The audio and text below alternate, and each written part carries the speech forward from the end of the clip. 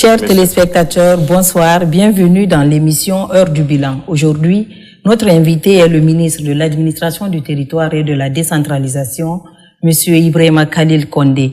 Une occasion pour nous d'apporter des éclairages précis sur les avancées durant l'année ainsi que sur les défis qui restent à relever. Sur ce plateau, je suis avec Thierno Amadou Bonnet Camara pour 45 minutes de présentation au compte de l'émission Heure du Bilan. Bonsoir Bonnet. Bonsoir Makame, bonsoir aux téléspectateurs. Bonsoir Monsieur le ministre. Bonsoir. Soyez les bienvenus. Merci. Vous êtes le ministre de l'Administration du Territoire et de la Décentralisation. Après plusieurs mois à la tête de ce département, quel bilan pouviez-vous dresser des actions menées, des résultats obtenus et des principales réformes engagées? Alors je vous remercie, mesdames et messieurs les téléspectateurs. Conformément aux instructions de son Excellence Monsieur le Président de la République, chef de l'État, Mamadi Doumbouya, répercuté par Monsieur le Premier ministre, chef du gouvernement, à l'ensemble des membres du gouvernement, pour la présentation du bilan et le budget exercice 2025. Aujourd'hui, mon département se prête à cet exercice de redevabilité. En effet, le ministère de l'Administration du Territoire et de la Décentralisation, que j'ai l'honneur de diriger, a pour mission la conception, l'élaboration, la mise en œuvre et le suivi de la politique du gouvernement dans les domaines de l'administration du territoire, de la décentralisation, de la promotion d'une citoyenneté responsable, de la cohésion sociale, de la paix et du dialogue. Ce département assure la tutelle des circonscriptions territoriales qui sont les régions administratives au nombre de 8, les préfectures au nombre de 33, les sous-préfectures au nombre de 332. Le ministère assure également la tutelle des collectivités locales qui sont au nombre de 375, dont 46 urbaines et 329 rurales. Il assure également la tutelle des partis politiques, des ONG et des mouvements associatif, traite toutes les questions liées aux questions de la liberté publique, des frontières et traite les questions du maintien d'ordre. Le ministère de l'Administration du Territoire est chargé de diriger le processus électoral pour le retour à l'ordre constitutionnel. Avec un effectif total de 1150 fonctionnaires, dont 717 au niveau central, 132 au niveau déconcentré à Conakry et 301 au niveau déconcentré à l'intérieur du pays. L'exécution du budget exercice 2025. Le MATD a reçu en crédit budgétaire 3 383 milliards 654 millions 93 275 francs guinéens. En termes d'engagement, 2 447 milliards 178 millions 112 778 francs guinéens, soit 72% en termes d'engagement. Paiement, 1329 milliards, 013 millions, 984 394 francs guinéens, soit 54% payés sur base d'engagement. Outre les salaires et les dépenses de biens et services, les dépenses de transfert et d'investissement se présentent comme suit. Dépenses de transfert. Ces dépenses concernent les subventions octroyées aux EPA et aux communes urbaines et rurales. Le crédit alloué est de 1503 milliards 477 millions 788 105 francs guinéens. Il est engagé 693 milliards 748 millions 841 240 francs, soit 46%, avec un paiement de 246 milliards 580 millions 188 000 francs guinéens, soit 36%. Ces dépenses concernent la réalisation des immobilisations financières et non financières, infrastructures, les acquisitions, les équipements, les logiciels, les études, les supervisions, les agencements et licences. Le crédit alloué est de 249 milliards 134 millions 223 811 francs guinéens. Engagement 201 milliards 059 millions 164 330 francs guinéens, soit 81%. En termes de paiement, 160 milliards 918 millions 326 394 francs guinéens, soit 80%. Ce budget a permis au MATD de réaliser certaines grandes actions, notamment l'assainissement du fichier des partis politiques, constitution d'une base de données et évaluation des partis politiques. À notre arrivée à la tête du département, nous avons constaté 350 partis répertoriés. Conformément à notre lettre de mission, j'ai tenu de faire l'assainissement du fichier des partis politiques. Une mission a été mise en place pour cette évaluation. Après la première phase, nous avons catégorisé les partis politiques évalués en 4 catégories. La première catégorie a été dissous. La deuxième catégorie a été mise sous observation. La troisième catégorie a été suspendue. Et la quatrième catégorie a été autorisée d'exercer leur activité politique conformément à la régularité de toutes les questions qui ont été posées à leur niveau. Monsieur le ministre, quand on parle des partis politiques, on pense directement aux élections et 2025 est une année décisive pour la Guinée. Alors, la direction chargée d'organiser les élections relève de votre département. Que faites-vous concrètement pour garantir un scrutin transparent? Pour la garantie d'un scrutin transparent, la DGE a procédé à l'affectation de leur démembrement dans les différentes collectivités. À date, nous avons une direction régionale dans toutes les régions, une direction préfectorale dans toutes les préfectures et une direction communale dans toutes les communes. Et tous ces démembrements ont été dotés de moyens roulants, avec des équipements, alors pour les permettre de bien assurer le service au niveau décentralisé. Et par rapport à la transparence,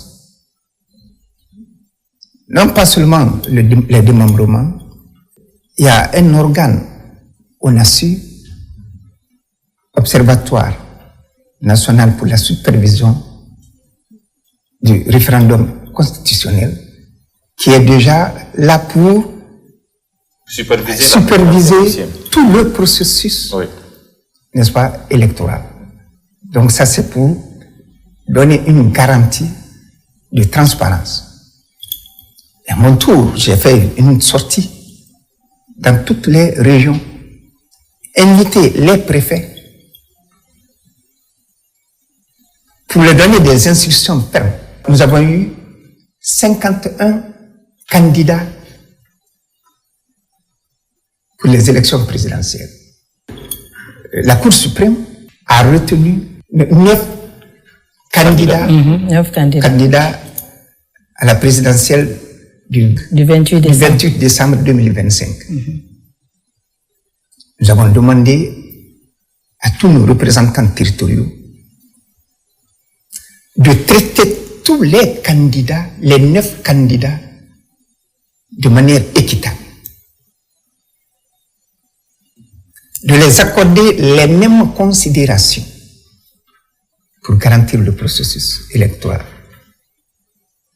Et nous avons demandé à ces administrateurs de prendre toutes les dispositions pour assurer la sécurité de tous les 9 candidats sur tout le territoire national, pour donner une certaine crédibilité et pour permettre que notre pays soit un modèle dans l'organisation des élections au niveau de la sous-région. Alors, Monsieur le ministre, pour rester dans ce cadre, avant de parler d'autres volets, c'est une période électorale. Est-ce que vous rassurez aussi la population qu'en tandem avec vos collègues, notamment de la sécurité et de la défense, que cette période sera une période aussi sécurisée? Oui. Et nous mettons toute la population guinéenne en confiance. La manière que, n'est-ce pas, le référendum constitutionnel a été mené, ça sera de la même manière. Inch'Allah, ça sera sous contrôle et zéro faute. Aujourd'hui, les observateurs nationaux et internationaux ont apprécié, n'est-ce pas, la crédibilité, n'est-ce pas, du référendum. Monsieur le ministre, les élections passées, à l'approche de chaque élection, il y avait des actions que le Guinéen faisait à travers la CENI. Je parle ici de la distribution des cartes électeurs. Cette fois-ci, on est à quelques jours du vote. On ne parle pas de la distribution des cartes d'électeurs, la cartographie. Comment le Guinéen va voter? Alors, je vous informe que les cartes d'électeurs qui ont servi le vote référendaire, c'est les mêmes cartes d'électeurs. Oui. C'est pour éclairer la lanterne. Alors, j'informe toute la population, ceux qui n'ont pas leur carte d'électeur à côté, ils n'ont qu'à commencer à les rechercher parce que c'est avec ces cartes qu'on doit voter. Alors, donc, c'est pour vous dire que toutes les dispositions sont prises pour la tenue de ce scrutin le 28 décembre 2025.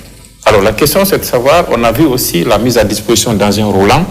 Et qu'est-ce qu'on peut retenir de vos actions en faveur des préfets et sous-préfets à l'intérieur du pays? Est-ce qu'il y a des actions concrètes que vous avez répertoriées?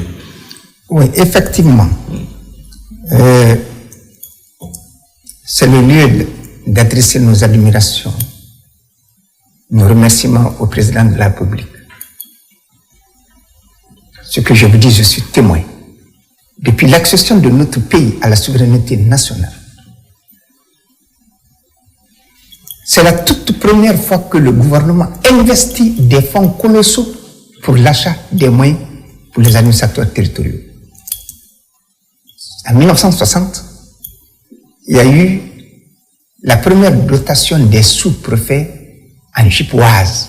Ça, c'était dans le don que l'Union soviétique a accordé à notre pays. Les Jipoises, les gaz, les îles. Oui. les Volgas. Le président Ahmed Sékou Touré a pris un lot, n'est-ce pas, dans cette dotation des Jipoises pour octroyer au commandant d'arrondissement. Ça, c'était un don. Maintenant, investir des fonds achetés pour renforcer, n'est-ce pas, l'autorité de l'État à la base, c'est la toute première fois que le président Mamadi Doumbouya a effectué. Tous les 332 sous-préfets ont bénéficié de son véhicule sorti d'usine marque Toyota Hilux. Et tous les préfets ont été dotés de Toyota Fortuner, aussi sortis d'usine. Les gouverneurs également ont été dotés de Hytrop et dernière génération. Ouais.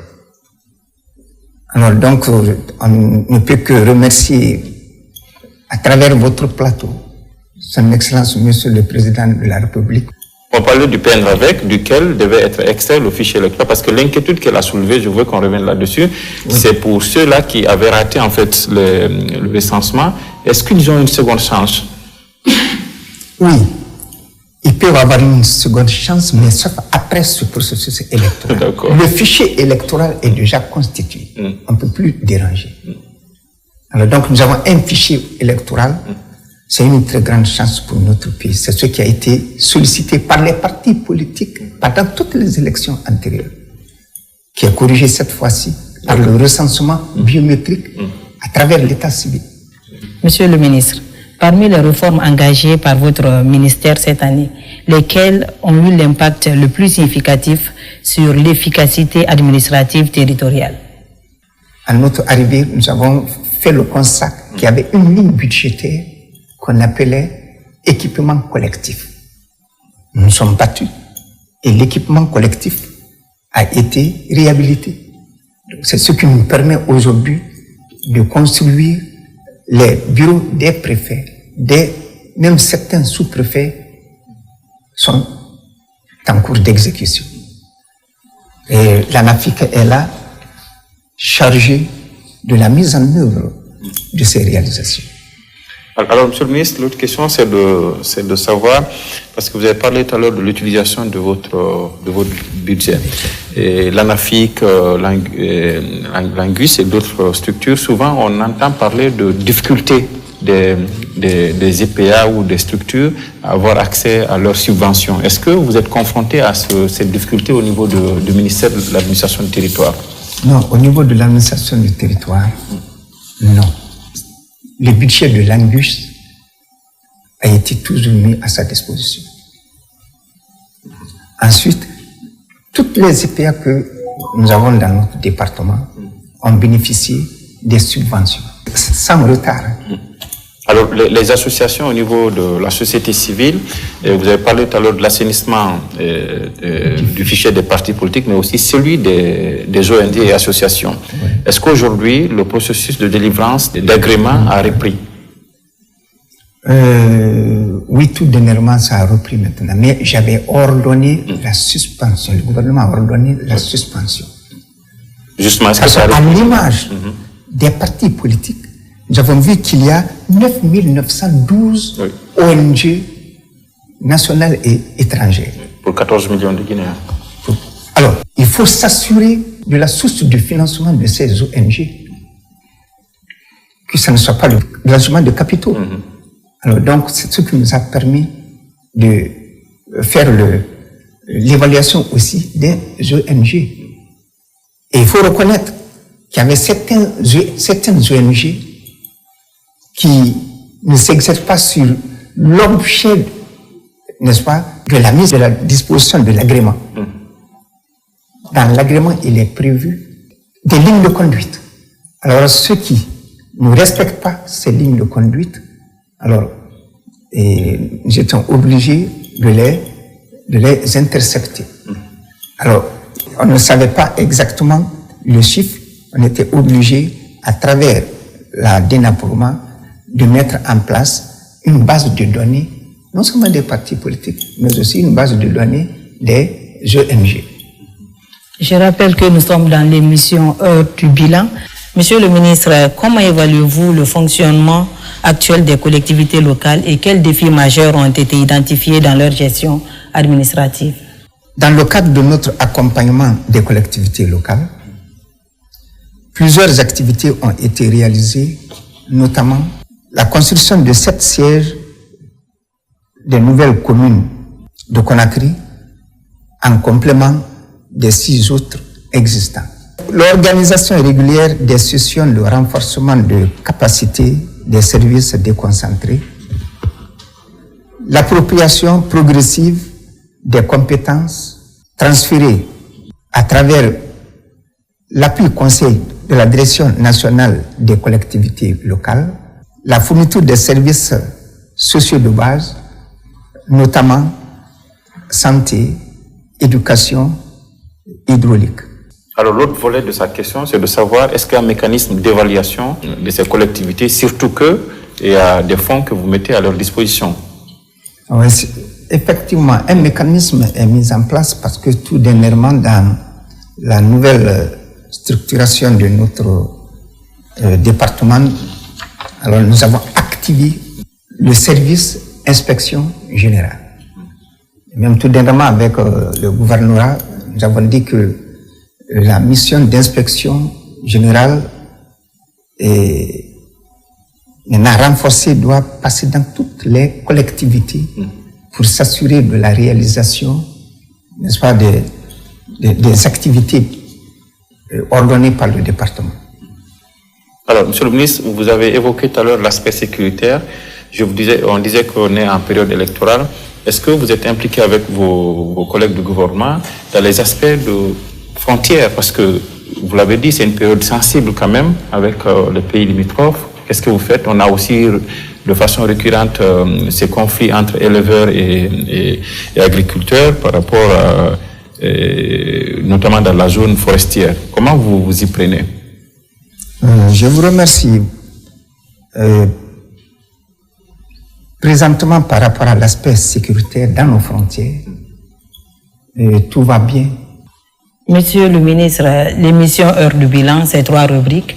L'autre rubrique, c'est à la loupe, qui donne l'opportunité à nos téléspectateurs, aux citoyens guinéens, de poser des questions. La première question, elle est posée par Moussa Foufana de Koya, comme vous pouvez le voir.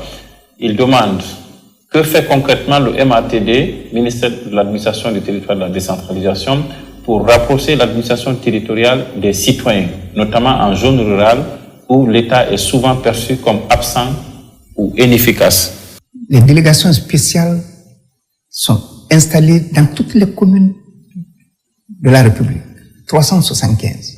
Nous avons changé des sous-préfets pour une question d'efficacité. Le président de la République les a tous dotés de moyens pour qu'ils soient rapprochés, n'est-ce pas, des populations.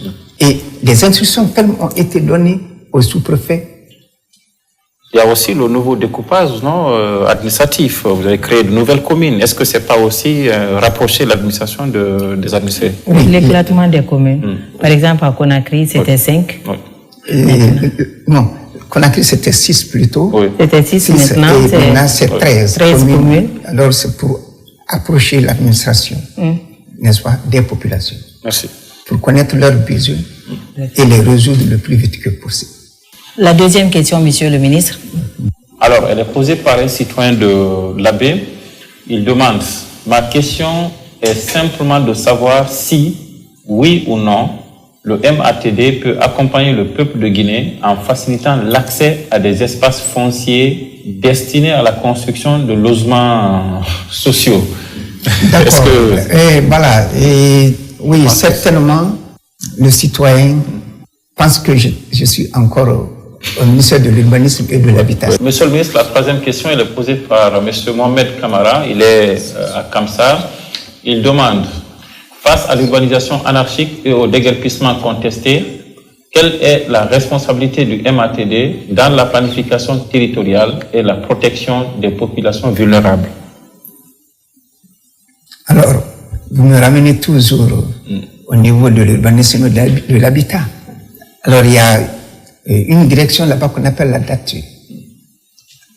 La première direction, c'était l'AGIFIL, qui est chargée de la construction des logements sociaux.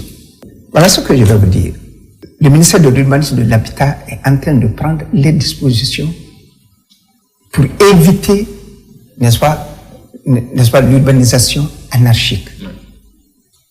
Ça, c'est le domaine du ministère de l'Urbanisme et de l'Habitat. Peut-être que pour le citoyen, il faut le rassurer qu'il y a l'Angus qui, en cas de catastrophe, qui intervient quand même. On vous a vu... L'Angus est chargé, c'est l'Agence nationale de gestion des catastrophes et des urgences humanitaires. Alors, il n'a aucun rôle d'attribuer des logements. Mais plutôt, c'est quand il y a des catastrophes, l'Angus intervient. Okay. Ça, c'est des sinistrés qui sont entretenus par le budget de l'Angus. Okay. Par rapport à ça, je vais vous mettre à l'aise. Oui. Au niveau de la zone de Conakry, il y a eu le glissement de terrain à Sanoya. Tous les sinistrés sont déjà recensés. Tout dernièrement, j'ai reçu une correspondance que j'ai adressée à mon homologue de l'urbanisme et de l'habitat et il m'a répondu qu'ils sont en train d'aménager un espace pour mettre à disposition de tous les sinistrés de Manéa lors du glissement de terrain. Okay. Monsieur le ministre, au regard des défis qui demeurent, quelles sont aujourd'hui les grandes priorités et les perspectives de votre département pour renforcer la gouvernance territoriale? Les priorités de mon département aujourd'hui, c'est la mise en œuvre de la charte de la déconcentration, l'adressage des communes du pays, l'opérationnalisation de la fonction publique locale, l'opérationnalisation de la lettre de politique nationale de décentralisation et de développement local, l'opérationnalisation du statut des administrateurs territoriaux. Alors ça, c'est le défi à relever. Okay. Et ensuite, les perspectives. Les perspectives, c'est les élections présidentielles. Les élections législatives et les élections régionales, communales et sénatoriales. Ça, c'est nos perspectives aujourd'hui. Ça, c'est nos priorités absolues. Monsieur le ministre, c'est quoi votre mot de la fin pour cette émission? Vous remerciez, vous, les journalistes. Et ensuite, je voudrais saisir cette opportunité qui m'est offerte pour remercier en tout premier lieu son Excellence, Monsieur le Président de la République, qui a bien voulu renouveler sa confiance à ma modeste personne pour me mettre à la tête du ministère de l'administration du territoire et de la décentralisation. Et également, mes remerciements au Premier ministre, chef du gouvernement, pour son soutien. Mes remerciements à l'ensemble des membres du gouvernement pour leur accompagnement constant. Et à l'ensemble de mes collègues du service qui nous ont aidés jusqu'à ce point. Regardez, nous avons élaboré un fichier électoral à travers le PNRAVEC. Alors, tous les cadres du département reçoivent mes remerciements. Et je demande à l'ensemble des administrateurs territoriaux le traitement équitable de tous les 9 candidats pendant cette période électorale. Je leur demande d'assurer la sécurité de tous ces candidats. Notre objectif aujourd'hui, c'est de faire de notre pays, la Guinée, un modèle dans le cadre de l'organisation des élections. Je vous remercie. Merci beaucoup, Bonnet. Merci, Monsieur le ministre. Merci à nos téléspectateurs et je reviens encore. Merci beaucoup à vous, Monsieur le ministre, pour la clarté de vos réponses. Nous vous donnons rendez-vous très prochainement pour une nouvelle émission consacrée aux grandes questions de gouvernance publique. Très bonne soirée à toutes et à tous. Merci à vous pareillement.